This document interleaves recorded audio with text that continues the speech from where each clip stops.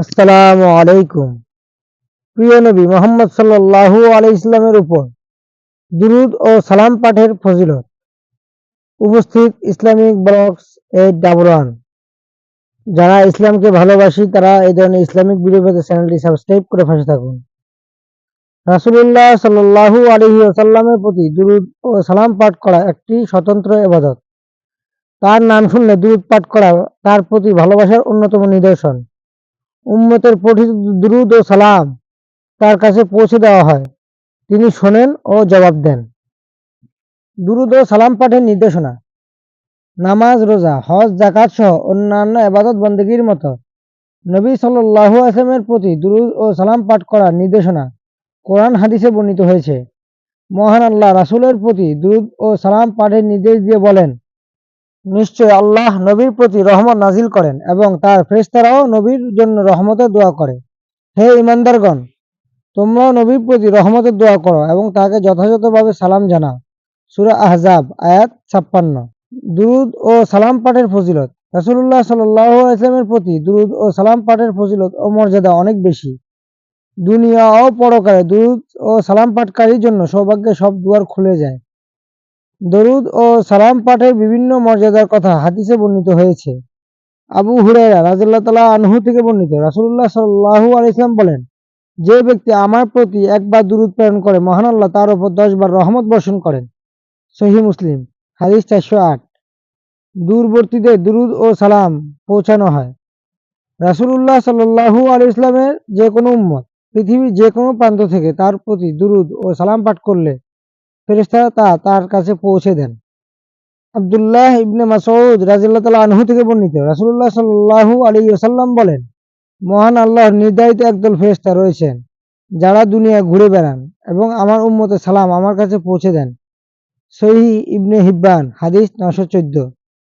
আবু হুরায়রা রাদিয়াল্লাহু তাআলা আনহু থেকে বর্ণিত, রাসূলুল্লাহ সাল্লাল্লাহু আলাইহি ওয়াসাল্লাম বলেন, তোমরা তোমাদের ঘরগুলোকে কবরে পরিণত করো না আর আমার কবর উৎসব করো না।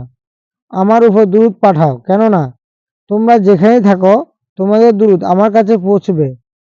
আবু দাউদ হাদিস 2042।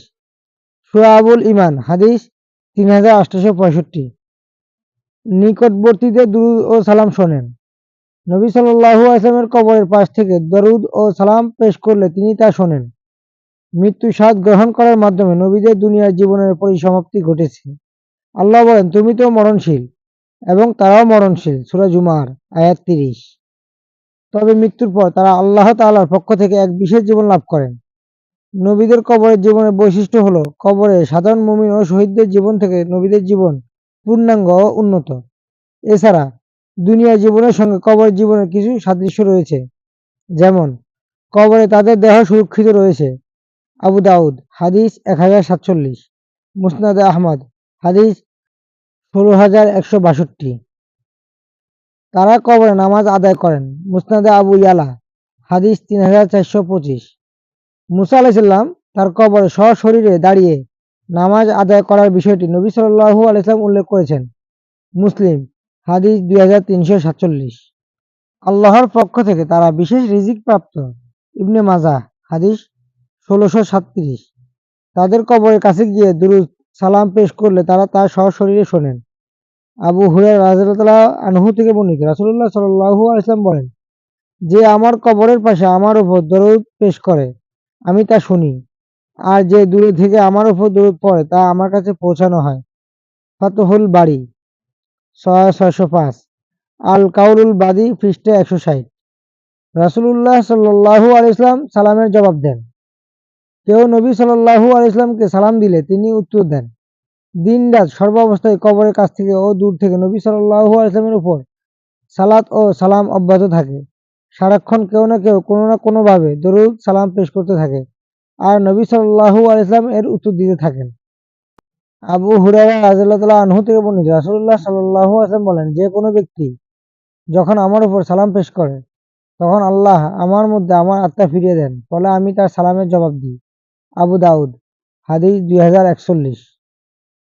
পরিশেষে বলা যায়, মহান আল্লাহ নবী সাল্লাল্লাহু আলাইহি ওয়াসাল্লামকে বিশ্ববাসীর জন্য রহমত স্বরূপ প্রেরণ করেছেন। তিনি উম্মতের প্রতি অত্যন্ত দয়ার্দ্র ও স্নেহশীল ছিলেন। উম্মতের কল্যাণে তিনি সদা ব্যাকুল থাকতেন। এই উম্মতের উপর তার অবারিত অনুগ্রহ রয়েছে। এর অন্যতম দাবি হলো তার প্রতি দুরূদ সালামের নজরানা পেশ করা। তার প্রতি পঠিত দুরূদ সালাম তার কাছে পৌঁছে যায়। আল্লাহ আমাদের সবাইকে রাসূলের উপর দুরূদ ও সালাম পাঠ করার মতো তৌফিক দান করুন। আমিন। দুরূদ ও সালামের ভিডিও দেখতে সাবস্ক্রাইব করে পাশে থাকুন। টিপে দিন পাশে থাকা বেল আইকন। ইনশাআল্লাহ আপনাদের জন্য বিভিন্ন দুরূদ ও সালামের গুরুত্ব ও ফজিলতের ভিডিও নিয়ে আসব। সবাইকে পাশে থাকার অনুরোধ রইল। الصلاة والسلام عليك يا رسول الله الصلاة والسلام عليك يا حبيب الله الصلاة والسلام عليك يا سيد المرسلين الصلاة والسلام عليك يا شافع المظلمين الصلاة والسلام عليك يا رحمة للعالمين Thanks for watching. সবাইকে পাশে থাকার অনুরোধ রইল। Please subscribe, like and comment. আসসালামু আলাইকুম।